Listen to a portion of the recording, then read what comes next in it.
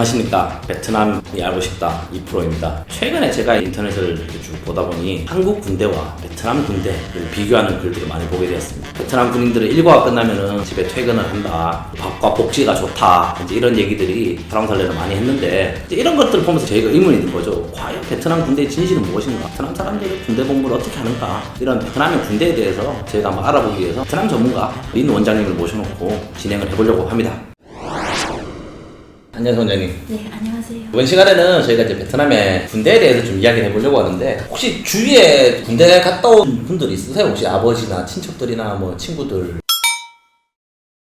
네, 제 아버지 시대는 전쟁이 있으니까 무조건 군대 갔어요. 네. 친구들은 거의 다 대학교 가니까 군대 가는 친구 없어요. 없죠. 네, 그래서 보통 대학교 가거나 아니면 멀리서 그 일하면 군대를 군대 안 간다. 가는 거예요. 한국 같은 경우는 한 91% 정도의 성인 남성들이 무조건 군대를 가거든요. 베트남에서는 군대를 누가 가는지. 베트남에서 원래 그 남자들이 18살부터 25살까지 네. 군대 가야 되는 거예요. 근데 만약에 대학교 가거나 네. 일하면 그거 안 가고 시골에 있는 남자들이 사람들? 네, 주로 군대를 간다면? 주로 군대를 갈 수 있어요. 베트남 같은 경우 한 10% 미만의 남자들이 군대를 간다고 하더라고요. 한국이랑 완전히 반대긴 한데, 그럼 신체 검사 같은 경우를 군대를 가는 사람들이 받나요?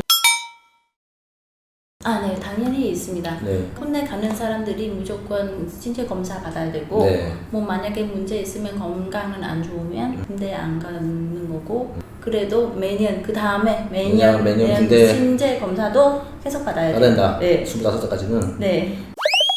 베트남에는 소수민족도 굉장히 많이 있는데 그런 사람들 군대를 가나요?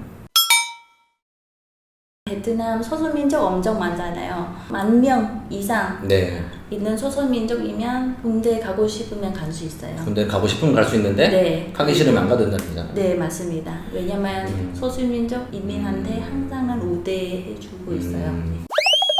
베트남 사람들은 군대를 가고 싶어 해요, 근데. 사실은 남자들이 군대 가면 네. 힘드니까 안 네. 가고 싶죠. 안 가고 근데 싶죠. 부모님이 약간 50% 정도 우리 아들 네. 만약에 군대 안 가면 놀러 가고, 네, 그래서 군대 보내고 교육 받고 그렇게 더 좋다고 생각합니다, 부모님. 예전에는 어른들이 그랬거든요. 아들들이 막 젊은 나이에 놀러 다니고 하면은 저거 군대 갔다 와야지 저 사람 된다 이런 얘기가 있었는데, 아니 베트남도 비슷하게 생각하나 보네. 부모님도 뭐 군대도 좋은 직업이라고, 만약에 네, 2년간 가서 진짜 공무원 될 수 있는 직업이니까. 있으면 좋은 직업이라고 생각하고 있어요. 네. 한국에서는 군대를 안 가면은 뭐 신의 아들이다 뭐 이런 표현이 있어요. 굉장히 독특한 케이스에만 군대를 안 가고 군대를 갔다 오는 게 보통이니까. 그런데 베트남에서는 만약에 군대를 가면은 군대 간 사람들에 대해서 쟤는 가난하니까 뭐 시골에 살고 있으니까 군대에 갔다 왔다 뭐 이런 인식이 있거나 뭐 이런 게 있나? 사실은 베트남에서 아마 그런 개념 없는 것 같아요. 왜냐하면 군대 갔냐고 안 갔냐고 물어보는 사람 없어요. 한국 남자들은 군대 갔다 오면 군대 얘기를 해요. 군대를 안 갔다 오면은 이런 얘기 못하고 맨날 그래요. 누구는 군대가 제일 힘들었다고, 자기가 힘들었다 이런 얘기를, 그 한국 남자들은 군대를 다녀온 순간부터 죽기 전까지 내 얘기를 하는데, 아무래도 베트남 같은 경우는 이제 사람들이 군대 가는 숫자가 적다 보니까 잘 얘기를 안 한다는 말씀이신 것 같은데. 네, 맞습니다. 네. 베트남의 군 생활 2등병 근무 어떻게 하고 기간이 얼마나 되고 뭐 월급은 얼마나 그런 거 있잖아요. 네. 한국 사람들이 그게 되게 관심이 많을 거예요. 주로 하는 게 군대에서 힘들었다는 얘기 하거든요. 사실 남자들이 한국 남자들이.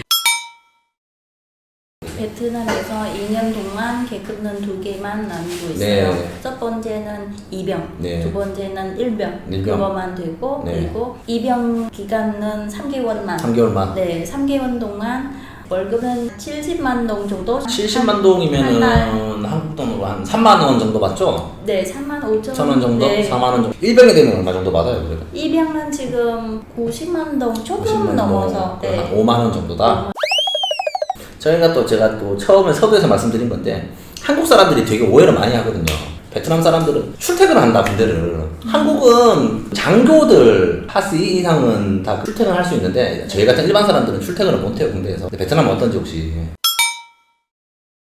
베트남에서 원래도 네. 출퇴근 그런 시간도 없어요. 없죠. 네, 그리고 입영할 때 네. 뭐 집에 갈 수 없어요. 집에 없어요. 그리고 입영 기간, 연수 기간 끝나면 그다음 잠깐 휴가 보내주고. 휴가 네. 보내주고 아마 3일, 4일 정도 네, 집에 들어갈 수 있고 그 다음에 2주 정도 휴가도 한 번 더 받을 수 있어요. 그러면 2년 동안 휴가 두 번 받는다. 그리고 사실은 네. 그 군대 가면 좀 멀리 집에 멀리 가잖아요. 네. 베트남 교통 그렇게 잘 갔다 왔다 할 수 없으니까 네. 네, 그렇게 출퇴근 집에 가는 거 좀 힘든 것 힘든 같아요. 것 같아요. 그러니까 한국 분들이 많이 오해하시는 베트남에 있는 군대 사병들은 출퇴근하지 않는다. 그냥 똑같이 한국이랑 같이 갇혀 있다. 휴가도 이제 한국이랑 비슷하다. 일반 사병들 말고 직업군인들 있죠. 그 네. 하사 이상 똥벨트까지 해가지고 이제 그 사람들 월급 어떻게 되는지 혹시. 직위 따라서 월급은 따로 받는데 최소는 네. 하사 정도는 400만 동이에요. 400만 동 정도면은 베트남 그냥 최저임금 정도랑 아마 비슷할 거예요. 아마 네, 20만 원 기본 정도. 예. 그 제일 높은 계급 포스타가 이제 보니까 한 70만 원, 80만 원 정도 월급을 받는다. 베트남 군인은 월급은 그렇다. 그래서 이제 하사 같은 경우는 기본 월급 정도를 받고 네, 공무원 월급 월급 기본 정도. 네, 딱 그래서 왜냐면 공무원 딱 월급 정도 받는 것 같아요. 네. 그래서.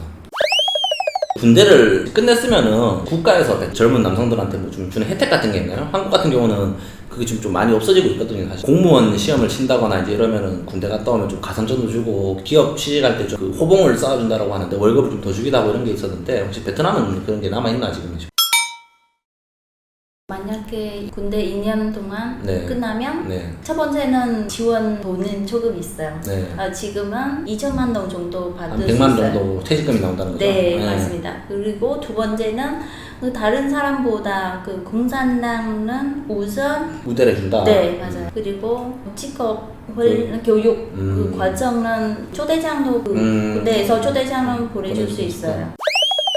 정치를 하기 위해서는 이제 군대가 갔다 오는 게 메리트가 된다는 건 사실은 참 좋은 것 같아요. 왜냐면 나중에 뭐 공산당이라든 정치하는 데 도움이 된다라는 것 같아요. 이런 제도 같은 경우는 좀 한국에서 좀 빨리 도입을 했어요. 네, 만약에 네. 그 사람들이 만약에 공무원 되고 싶으면 보통 공산당 들어갈 수 있으면 가장 좋은 그렇죠. 것 같아요. 네.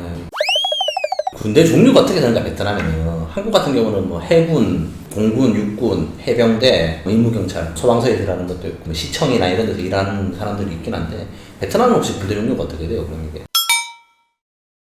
다른 나라보다 조금 더 있는 것 같아요. 네. 육군, 네. 해군, 해군, 공군 똑같고 해경, 국경 수비대, 수비대 맞아요. 정보보안사 정보보안사. 그리고 네. 특히 베트남에서 그 호치민 주석 무덤 경비원도 있어요. 이게 좀 신기한 게 경비원이 있다. 무덤 경비대 뭐 이런 거잖아요. 왜냐면 이게 그 관광지 와보시면 그 많이 가보시잖아요. 거기 파노이에 바딘에 있는 그 호치민 주석 묘지 가보면은 그 지키는 사람들 있잖아요. 그럼 그 사람들이 다 그냥 군대 대신 네 맞습니다. 어. 네, 그것도 군대 관리한 사람들이.